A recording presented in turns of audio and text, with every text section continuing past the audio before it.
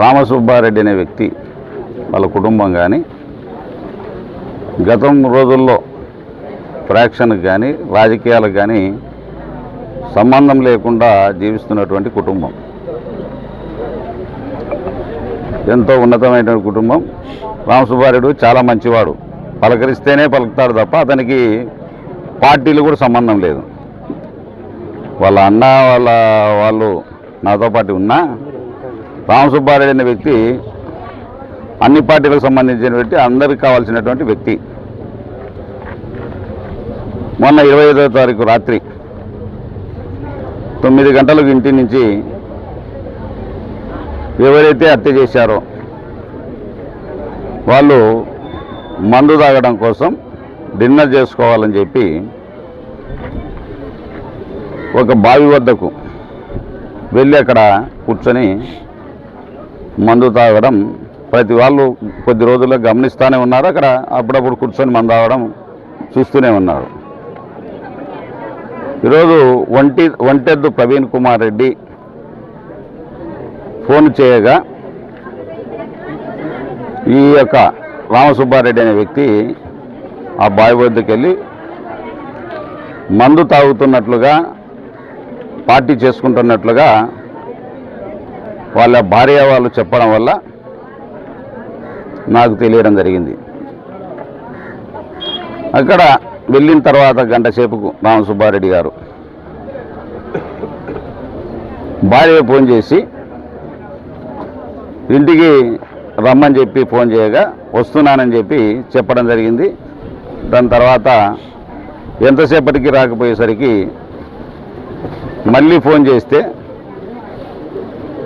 Phone switch ఆఫ్గా తెలియడం జరిగింది. తన కొడుకు భార్య ఇద్దరు ఫోన్ ఎంత చేసినా స్విచ్ ఆఫ్ వినపడడం, దాంతో ఏమైనా ఛార్జింగ్ అయిపోయిందని అని చెప్పి వాళ్ళు భావించడం జరిగింది. రామసుబ్బారెడ్డి గతంలో కానీ గ్రామంలో గలాటలు పడినట్టు కానీ ఎవరితోనే విభేదాలు ఉన్నట్లు కానీ ఇంతవరకు కూడా జరిగిన సందర్భాలు నేను ఇక్కడ గ్రామస్తులను విచారించినా కూడా ఎక్కడే కానీ చాలా మంచి వ్యక్తి అని చెప్పి ప్రతి ఒక్కరు కూడా చెప్పడం జరుగుతూ ఉంది. ఈరోజు దారుణ హత్యకి ఎందుకు గురయ్యాడు? ఇది హత్యే, 100% హత్యే, దీంట్లో అనుమానం లేదు. ఎందుకంటే దీనికంటే ముందు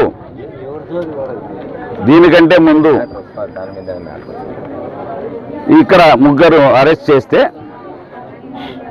ప్రవీణ్ కుమార్ రెడ్డిని తన అనుచరులను ఇద్దరిని అరెస్ట్ చేస్తే బావిలో పడి అతను పొరపాటున బావిలో పడి చనిపోయినట్లుగా చెప్పడం జరుగుతుందని చెప్తా ఉన్నారు. బావిలో పడిన వ్యక్తి అతనికి ఈతొచ్చు, బాగా బ్రహ్మాండంగా ఈతొచ్చినట్టుగా అందరు చెప్తా ఉన్నారు. ఈతొచ్చిన వాడు అంత సూక్ష్మంగా చనిపోడు, ఎటైనా ఒడ్డు చేరుకుంటాడు. ఎంత మందులో ఉన్నా మందు దిగిపోతుంది, ఖచ్చితంగా ఒడ్డు చేరుకొని బయటపడగలుగుతాడు. అదేవిధంగా దెబ్బలు కూడా ఉన్నాయి, ఒంటి మీద వివిధ చోట్ల గాయాలు కూడా కనపడతా ఉన్నాయి. ఆ గాయాలను పరిశీలిస్తే ఇది హత్య అని ఖచ్చితంగా చెప్పవచ్చు. ఈ హత్యకు జరగడానికి కారణాలు ఒక మందు, ఈ బ్రాండీ అనేది ఎక్కడ చూసినా పాల ప్యాకెట్లు దొరకడం లేదు, కానీ డోర్ డెలివరీ చేస్తూ ఉన్నారు ఎక్కడ కావాలంటే. రాత్రి వేళల్లో అర్ధరాత్రి కావాలన్నా అపరాత్రి కావాలన్నా రాత్రి 2 అయినా 3 అయినా సప్లై చేయడానికి ఈరోజు బెల్ట్ షాపులే తీసేస్తానని చెప్పినటువంటి మహానుభావుడు చంద్రబాబు నాయుడు గారు ఈరోజు బెల్ట్ షాపులు గ్రామాన 2-3 వెలసి రాత్రి వేళల్లో ఏ వేళ కావాలంటే ఆ వేళల్లో ఈరోజు మద్యం సప్లై చేస్తూ ఉన్నారు. అంటే ఇదంతా కారణం కూటమి ప్రభుత్వం.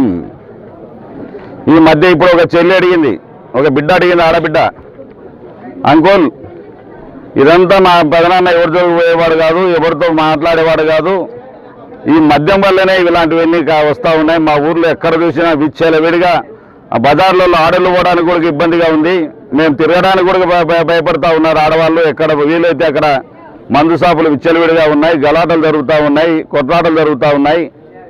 ఈ మద్యం వల్ల అని చెప్పి ఈరోజు ఒక ఆడబిడ్డ చెప్పడం జరుగుతూ ఉంది. అంటే గ్రామాల పరిస్థితి ఏ విధంగా తయారైందో ఒక్కసారి ప్రభుత్వాన్ని ఆలోచించమని కోరుతా ఉన్నా. ఈరోజు ఈ కుటుంబ ప్రభుత్వం వచ్చిన తర్వాత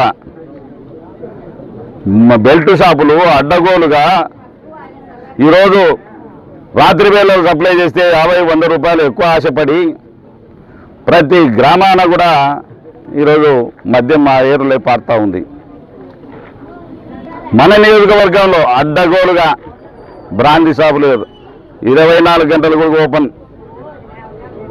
ఎక్కడ చూసినా బెల్ట్ షాపులు బజార్కు ఒక బెల్ట్ షాప్ ఏర్పడింది.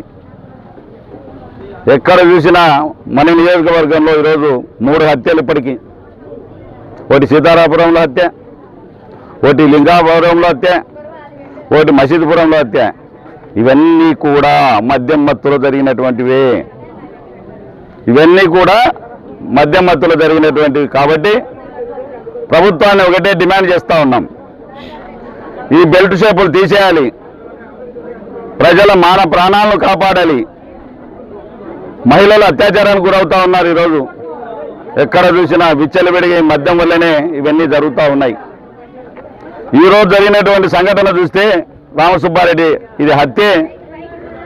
చనిపోతే 24 గంటలు కానీ ఏ ఊరైనా చెప్పొచ్చు, 24 గంటల దాకా శవం బయటపడదు. రాత్రి ఎప్పుడో 11-12 గంటలు చనిపోతే శవం నీళ్ళ మీద తేలాడిందంటే బయట చంపి నీళ్ళలో పారేశారు. దీన్ని గమనించాల్సిన అవసరం ఉంది. నీళ్ళలో చంపి పారేయడం వల్ల ఆ శవం తేలితే